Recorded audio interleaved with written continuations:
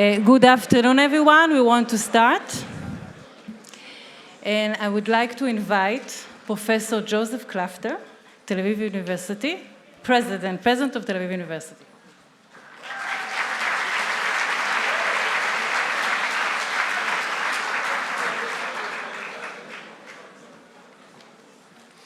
Good afternoon. I feel the excitement here in the auditorium. Welcome to this very, very special event. And it's a great privilege to host Mr. Jack Ma during his first trip to the State of Israel. Thank you very much for coming.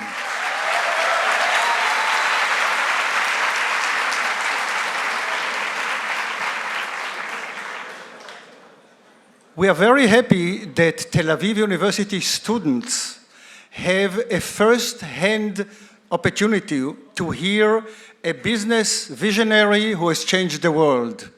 Thank you again for being here.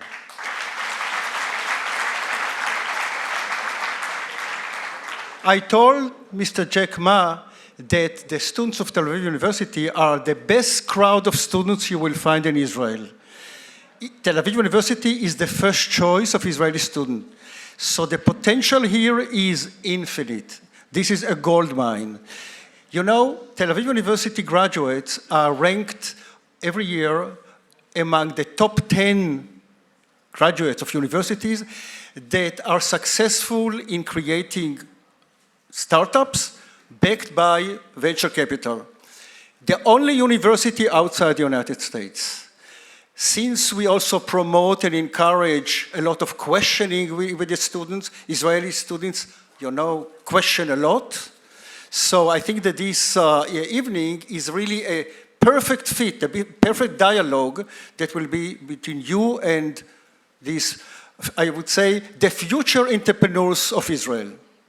I would like to call now upon Professor Frankel, the chairman of the Board of Governors, to introduce Mr. Jack Ma.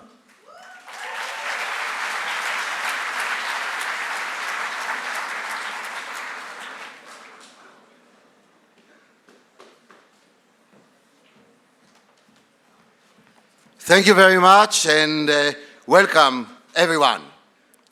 Two universal forces are meeting here this evening, education and e-commerce.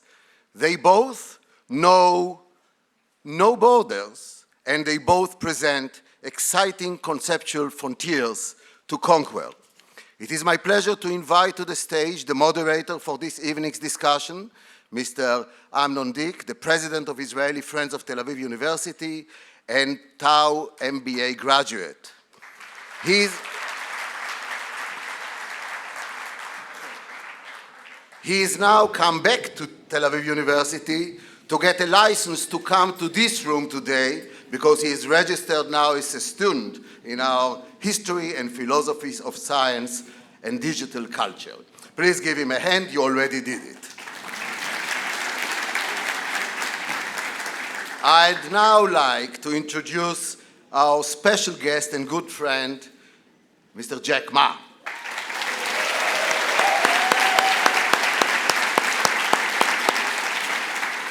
He's a lead founder and executive chairman of Alibaba Group, and after this event, he may decide to run for political office in Israel.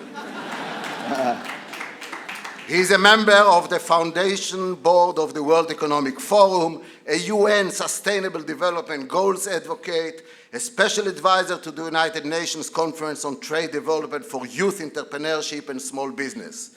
Jack graduated from Hanju Teachers Institute, and you will hear more about that, with a major in English language education.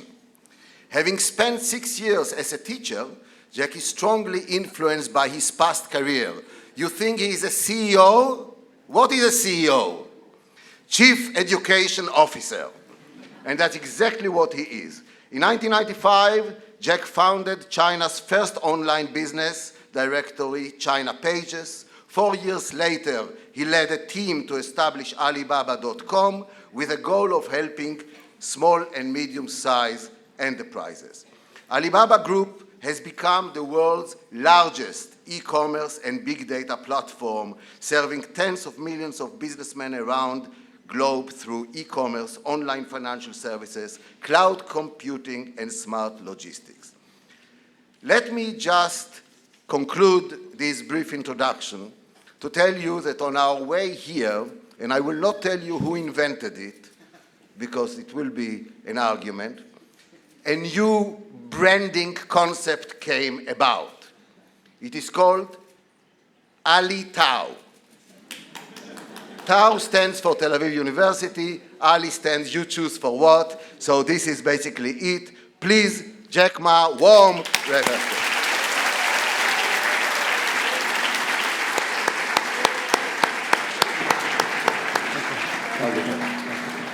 Well,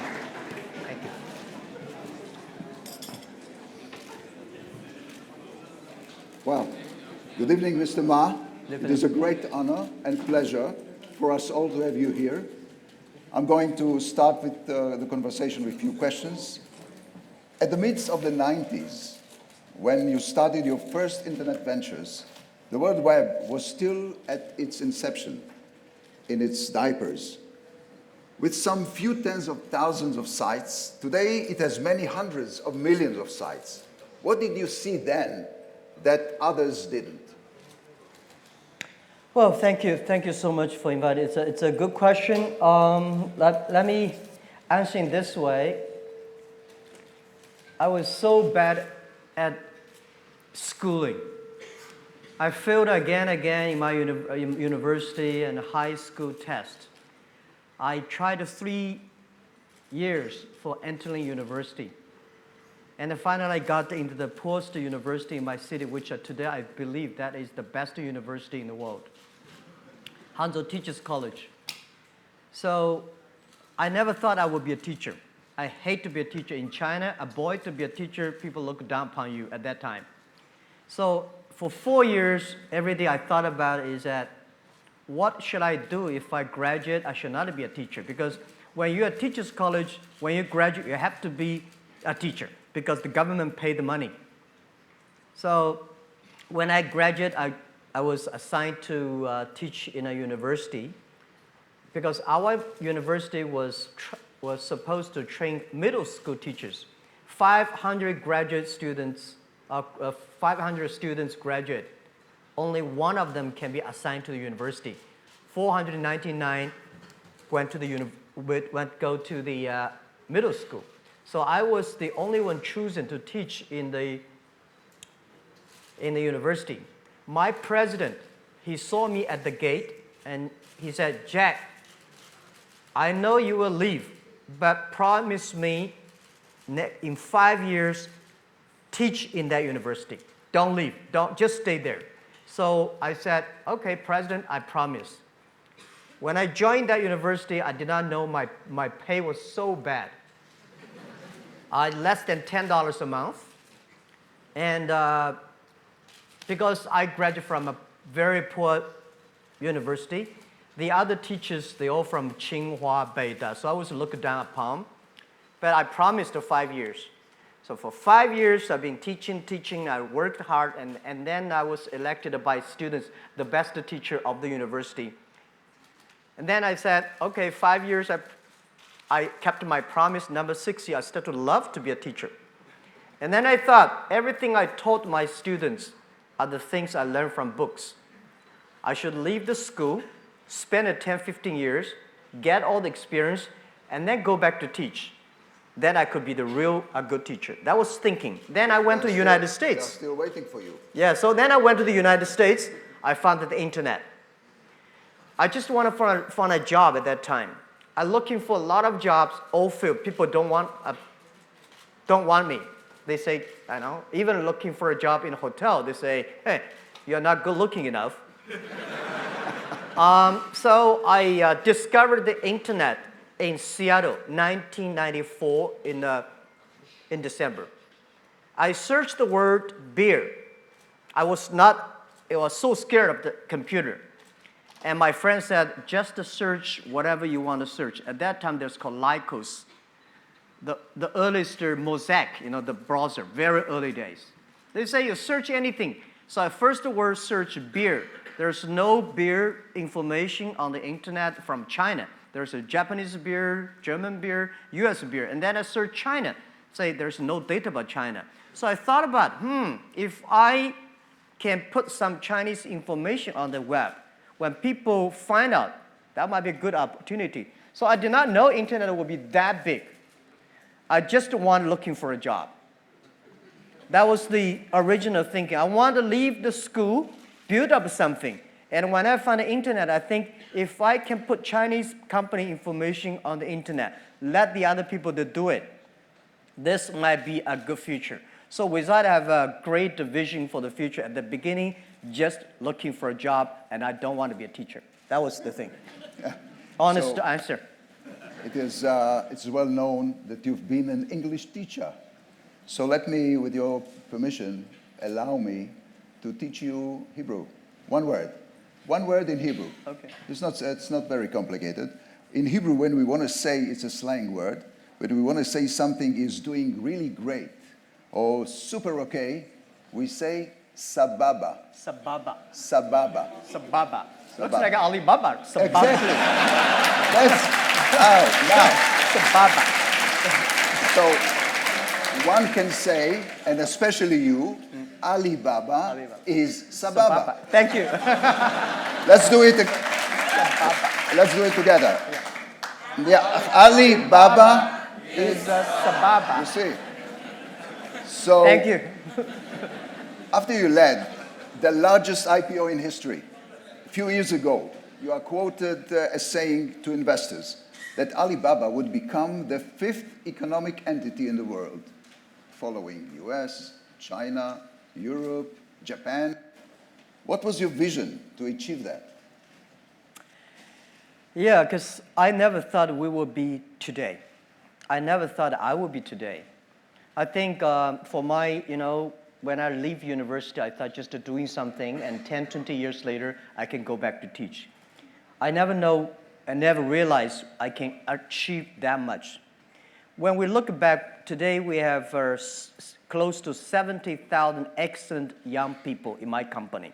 We have so much data, technology, inference, 700 million users. I think all the things does not belong to me. There must be something that somebody in the sky wants Jack and your people should do something different. That was the thinking in the past 10 years always. But when our company went IPO, today we're like a $400 billion market cap. This does not belong to us. And why we succeed? Because we support the young people, we support the small, medium-sized companies, we support the women. And because of supporting these people, they succeed. So we believe, how can we last our success? We believe we should support more young people. We should support more SMEs. We should support more women. If they are successful, we will be successful. That was, because I believe one thing, when you have a cup of $2 or $3 million, that money belong to you. When you have $20 million, you have problems about money depreciation. You should buy this stock or that stock. When you have more than $100 million, $1 billion, that money does not belong to you. It's the social responsibility. If people trust you, ask you to manage the money better. So that was the thinking. And then we decided, we say, we should make an economy that is big enough with that economy, we can enable every young people, every small business, every woman, globally. They want a global buy, global sell, global deliver, global pay, and global travel with the technology we're giving. We can create 100 million jobs for the world. Today, we create 33 million jobs for China. We hope the 5th largest economy of the world, that digital economy, can enable 100 million jobs for the world. We can enable 2 billion population in the world. They can shop and buy everywhere.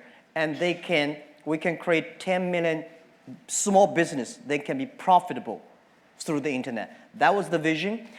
I don't know if my life can achieve that, but somebody will achieve it. If we continue to do it, if we cannot reach it in 10 years, why not 20 years? Why not 30 years? People should continue to do it, and someday, if somebody really reach that, we feel very proud.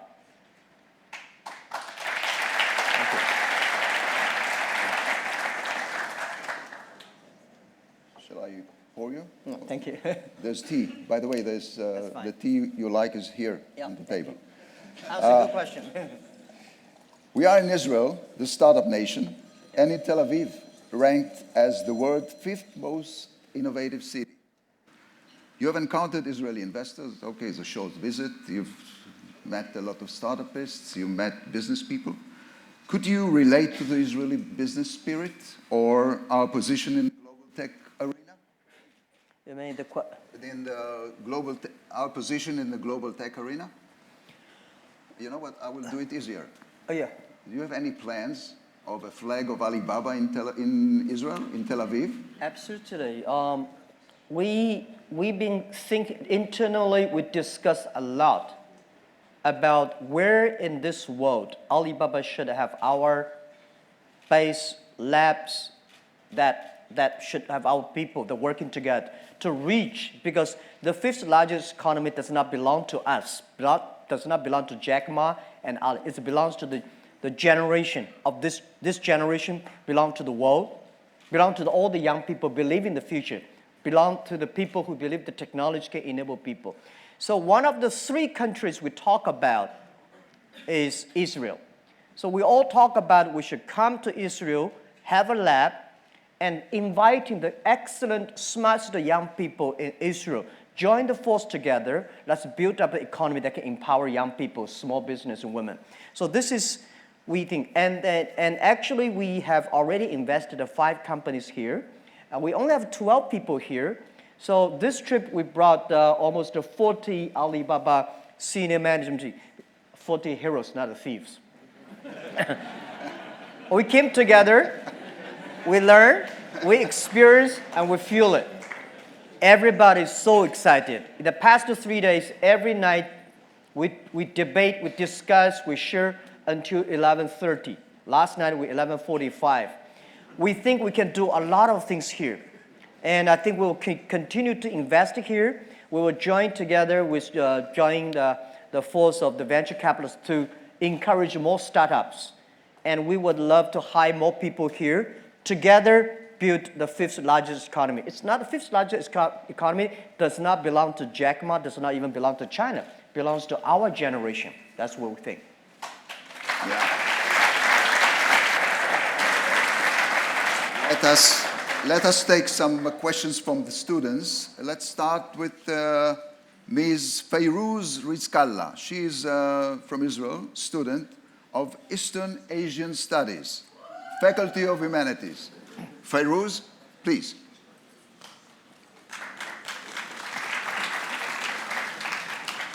Hi, can you hear anything? No. Nope, okay. Now can everybody hear? Great. I'm very honored to be here and to be the first person to ask a question. As said, I am a student of East Asia Studies in Chinese and also Business Management here in Tel Aviv University. So therefore, I decided today to ask my question both in Chinese and in English. Good. So it's an opportunity for me to try my Chinese. So I'll start with the Chinese version. 你今天能给年轻人最有价值的专业经验是什么? Which is, what is the most valuable professional advice you can give to young people today? Thank you. I think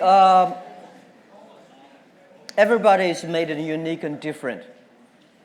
So you must have a unique and different way.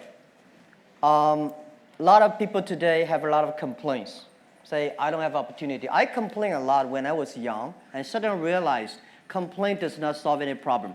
Where the opportunity always in the place where people complain.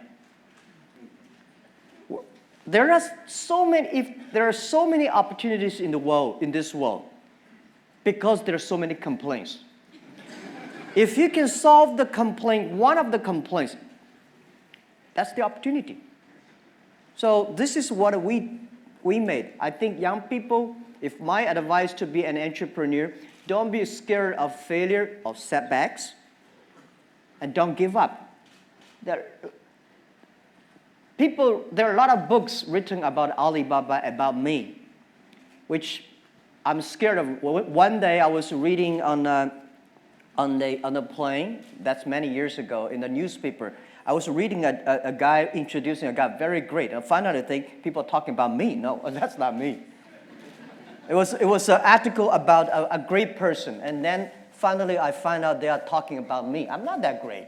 That's not me, right? I want to say is that if there's a book I want to write, it's Alibaba 1001 Mistakes. We came today to now. We made so many mistakes. People say, you are lucky. Yes, we are very lucky. We've been only 19 years to today's size. But we've gone through so many tough situations. We made so many mistakes that people cannot imagine. Probably 90 years, just like Israel. For 70 years, your country grew from nothing to today. You have gone through so many tough experiences. And that will make you different. That's what my advice.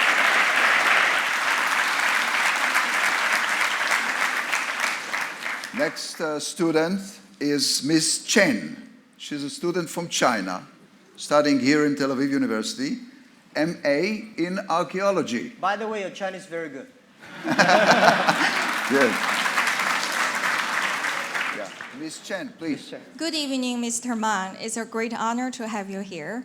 And you know, Taobao means a lot for Chinese overseas students, especially in Israel. My question is, if you could magically meet anyone from the past, who would that be? Thank you. Meet or be the person, that person? You mean magically meet that person? Yeah. Well, there are a lot of people I want to meet. In China, if the person I want to meet is Deng Xiaoping, without him, there would be no Alibaba. It's the reform. China was so set back and closed. And Deng Xiaoping said, let's open the door. And I know he loves smoke. When he stopped smoke, he got sick and he passed away. And I want to have a cigarette with him and thank him. And I want to thank a lot of people that in the history that, these people made great things that made us. So I think the Deng Xiaoping I would love to meet. And also Albert Einstein, right? And I also love to talk to the famous Jewish, Karl Marx. He influenced China and all of that. I want to know more about his real thinking behind it. Yeah, so I think in the history you can see a lot. I want to meet a lot of people. But today the good thing is by reading books you talk. But a lot of books I start to suspect because a lot of books about us, which is not true. Even if we are still surviving. So talking to the people is a great opportunity. Thank you.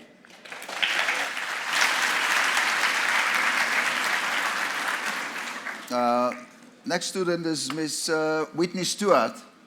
She's from the University of Pennsylvania.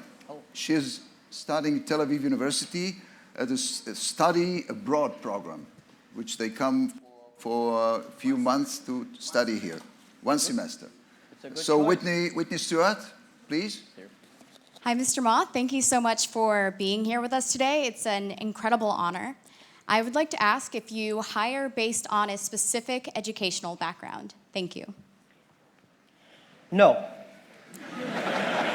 Absolutely not. Because if we hire based on the education background, Jack Ma can never be accepted by Alibaba.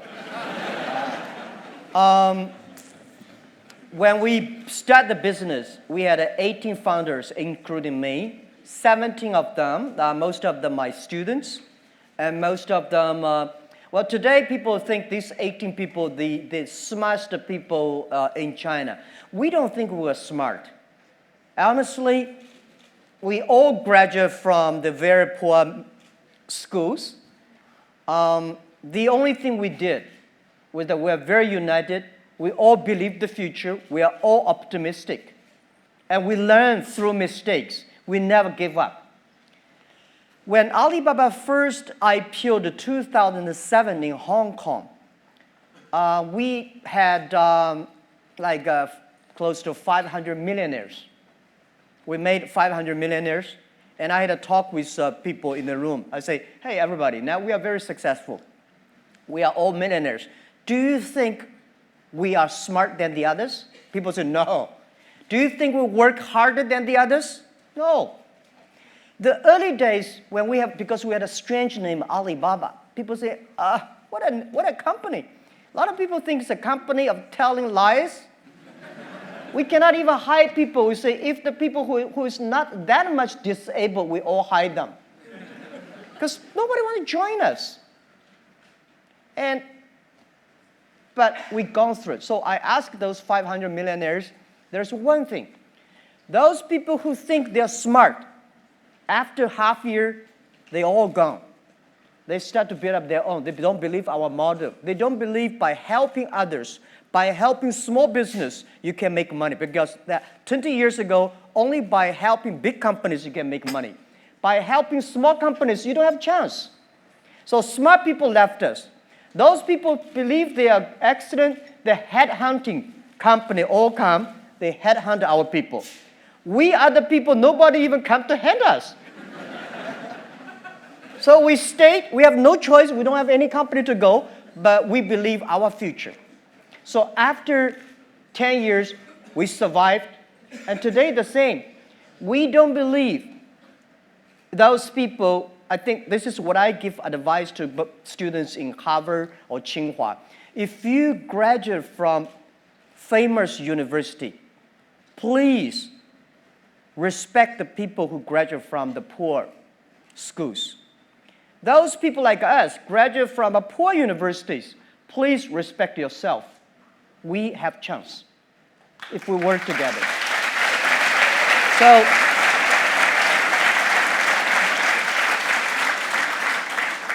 Of course, we would love to have great students from Tel Aviv, from Tsinghua, or Harvard. But the most important is that you find the people with the fighting spirit, learning spirit. And this is what we hire people for, not because which school you're from. Even to now, we said we would rather not having students from Beida and Tsinghua because we believe Beida, Tsinghua University should go to the small, medium-sized companies, not us. Because we are helping small, medium-sized companies. If we take all the talents away, because today we have a lot of cash, we can giving high pay to get the best students from university. If the society is poor, no matter how strong you are, your company will be poor. So this is what we believe. They should go to SMEs, empower SMEs, and then we help together. That's what we believe.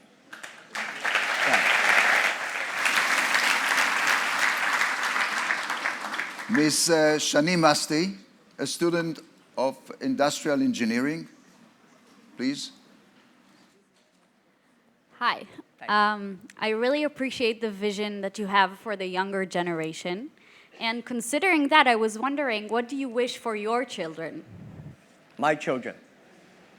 I want them to be healthy, to be happier, do things what they like, they don't have to sort of do what the father wants them to do. They do things what they want. The only thing I think as the parents should giving them health, optimistic for the future. No matter whatever in your life you will encounter all kinds of things. Be optimistic. And next is education. If she wants whatever education wants, I support her. Rest of it, she goes on her way. So this is what I expect my kids to have, good health and happiness. Don't be Jack Ma second. It's tough. Because I know I'm not me. I don't want my kids, unless they want to, right? I think I would tell them, it's very lonely. You have to have a strong will. Normally, if you want to be leaders means loneliness. Leaders means responsibility. If you're responsible for one person, you are yourself. If you are responsible 8 million people, you are Prime Minister of Israel. If you are responsible for 1.4 billion people, you are President Xi Jinping. So it's about responsibility. Not everybody would love to do that. And it's okay. But this is what I give my children. I want them to be happy and healthy.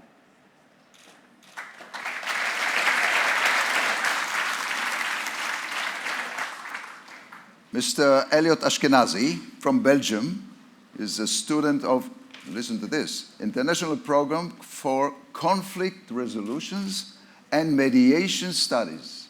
Mediation Studies of Social Sciences. Shalom, Mr. Ma. So I try, to teach you a second word in Hebrew now. So my question is like this. With all, the due respect I have for you, you have been rejected from Harvard 10 times. And you've proven that you don't necessarily need degrees from this, so-called famous university to succeed in life. So my question is, do you think that the entire educational system should be updated? Thank you very much. Absolutely. Absolutely. The education system needs to be upgraded. This is something that I worry about, and this is something that I'm going all around the world telling the government officers that my worry. People worry about high technology, but young people don't worry about it. I feel very few young people worry about the future. Only senior people worry about it. One day when Alibaba used to be on PC, and then suddenly we moved to the mobile phone. A lot of people complain, mobile phone too small. How can you do shopping on such a mobile phone screen? And later we realized because our eyes are shut, are getting old. Young people never think it's small. They think it's big enough. Next 30 years, the artificial intelligence, the robots, all the high tech will replace a lot of jobs. This is for sure. When human beings invented computers, human beings should know that computer will be much smarter than human beings. They remember, they calculate faster, and they never get upset. They always keep on doing things. But don't worry about it. Machine can never win human beings. Machine can do only things machine can do better. Human beings have hearts. Machine only have chips. So what worry me about is the way all the things we teach our kids today, how to remember more things, calculate faster, all these things, machine will do better. Next 30 years, what are the things we should teach our kids that they will be different, they can do better, they can do the things machine cannot do? This is I discussed with the president, they all agree. I think we should teach our kids how to be more innovative, how to be more creative, and how to be more constructive. Human side is more important than the knowledge. I think the past 200 years, human being made a huge progress because of the knowledge-driven based education. I think next century, we should focus more on wisdom-based, or the human-based. So this is, I think, next 30 years, please pay special attention to the education system reform that our kids will never get disappointed because of the machine take a lot of jobs. There are a lot of jobs waiting for human beings. And next thing is I want to say is that pay attention to these companies who have less than 30 employees. Please pay special attention to the young people who are below 30 years old, because this is the generation who were born internet. They will change the world. So education is the key.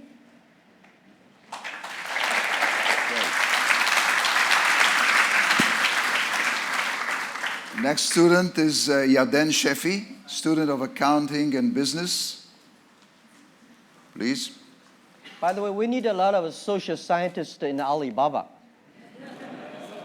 Because we have so many We are managing an economy over 700 million people. That's so complicated. 1% of the bad guys, we got 7 million bad guys. And how to deal with it? Not all, it's not only bad guys. Some people have a strange behavior, but so what Alibaba needs is not only engineers and software programs. We need a lot of psychologists, the social behavior experts, and this is something that we have to managing. So yeah, but thank you for the question. Okay, so my question is, what was the most valuable professional advice ever given to you? Again. What was the most valuable professional advice ever given to you? Given to me. What professional advice, the best that you can recall, was given to you? Well, the first 2-3 years for Alibaba was a disaster. We did not have a business model. People in China did not believe internet. People did not believe e-commerce. What we did, the 18 people together, like 40, 50 people, we only have a vision. We don't know how to do it. And then we got an excellent person. He worked more than 30 years in GE. He gave me, said, Jack, it's about the system. It's about the people, value, mission, and people training. That's the best. And then year 2002 and 3, 4, I spent a lot of time training our people with the value, mission, and professionalism. And then we got more managers, more leaders than most of the other startups. Then we started to do better. It's not about business model. Later, it's about create values for the others. And that is very good advice for me. And we made Alibaba different. Even to today, we're still so much mission-driven, value-driven. And I believe we want to last 102 years. We were born 1999. Last century, we had 1 year. We want to go through 100 years this century, plus 1 year, 102 cross 3 centuries. So in order to survive, we have to be mission-driven, value-driven, and people-driven. Today we do e-commerce. Tomorrow may not. The day after tomorrow, we don't know what we'll do. But if we're mission, value-driven, if we believe young people, if we want to supporting the other people to be more successful, there is always business model. There's always money to make. That's what we believe.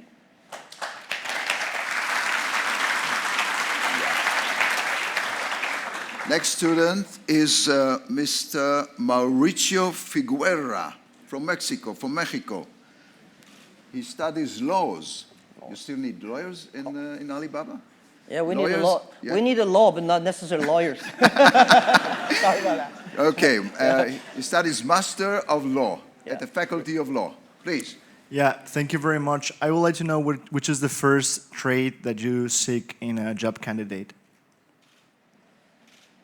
Whichever the first what quality. Are you seeking in a job for a new candidate in a job?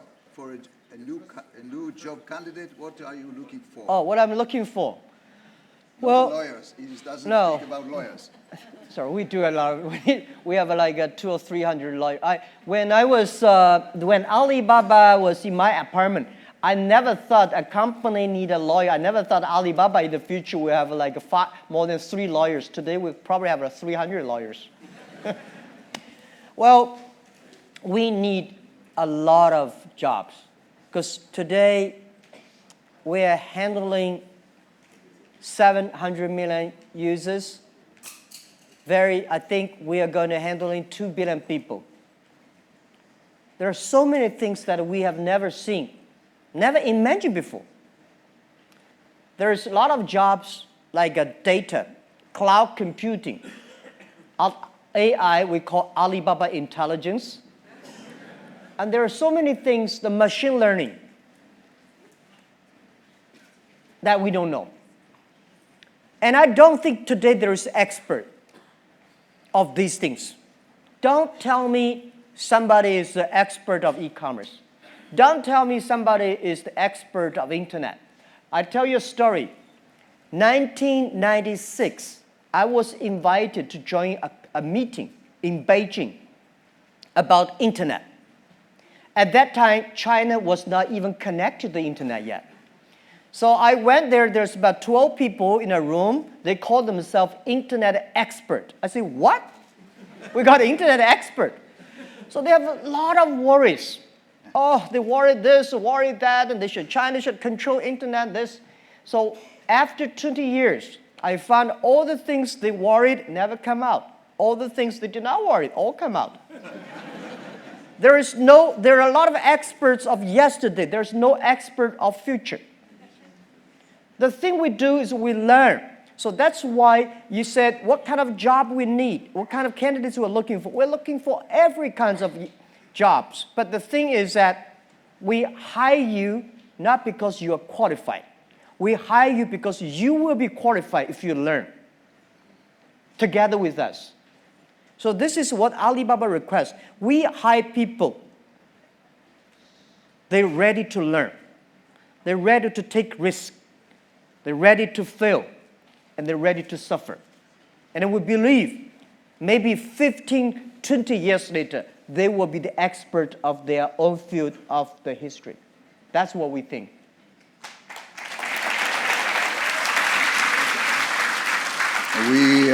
We're going to conclude the session, so let me ask you, before we conclude, a personal question. You being at the helm of a mega company is always stressful. We know that you sing, we know that you dance, we know that you're an expert and movie star in martial arts. That's all we know. But what do we don't know that you do only for yourself? To relax, to wind up. Tell us something that we don't know. Of course, there are a lot of things you don't know, and and we won't know. Okay.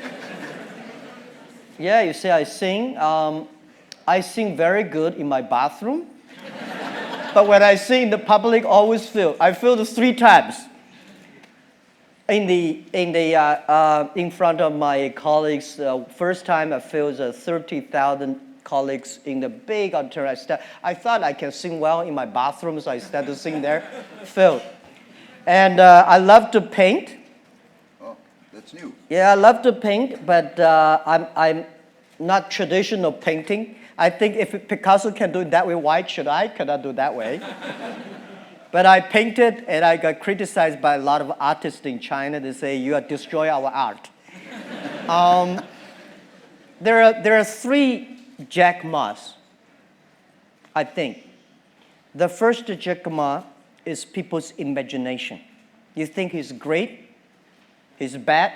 I think Jack Ma is not great, he's not bad, he's not smart, he's a normal.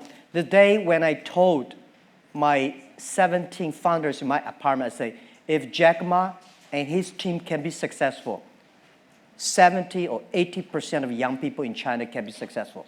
We're not smart, we don't have money. We don't have technology. We don't have anything. The only thing is that we work together for future. So we said, if we succeed, 80% of young people in the world, they can be successful. That was who we are. So people think, Jack, this is that your imagination. That is not me. So when I look at people say, hey, Jack Ma, people criticize him. I'm happy. People criticize. That's not me. People praise him. I say, no, that's not me. I know very well this is not me. The second Jack Ma is the CEO, chairman of Alibaba. That's a tough job because all the easy, good things my team finished. And tough job. The things that came to me, normally not easy. You have to be, you have to be a CEO-like. This is not me, it's my job. It's me, it's my personal. I'm a straight boy, like any boys, in a poor family. I came from a very poor family, poor education. I love to make friends. I love to have fun. So I want to be back to myself. This is what I do anything, a lot of things that any boy want to do, I want to do. And I want to enjoy a lot of lives. But this is why I want to retire early. I can go back to myself. Because this is not me, this is my job. And the real Jack is something that I always want to come out. And yeah, every year I want to do something new. Well,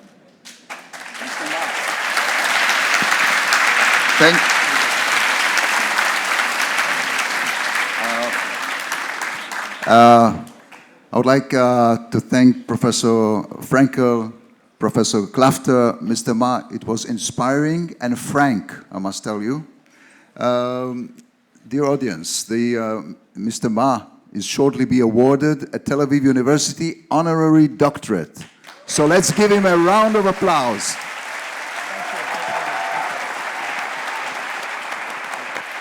Thank you so much.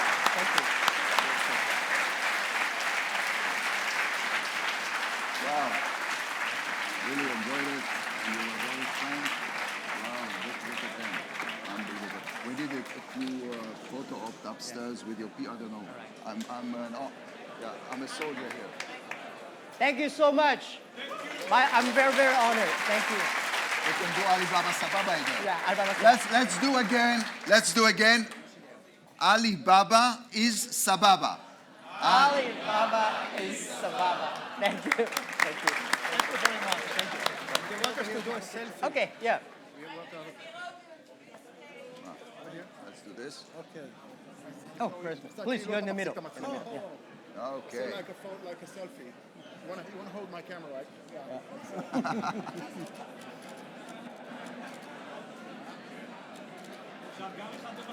Yeah. Thank you. Thank you.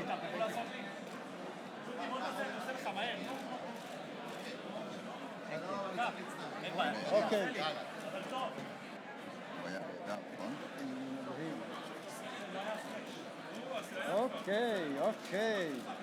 That's it. Thank you. Thank you. Yeah.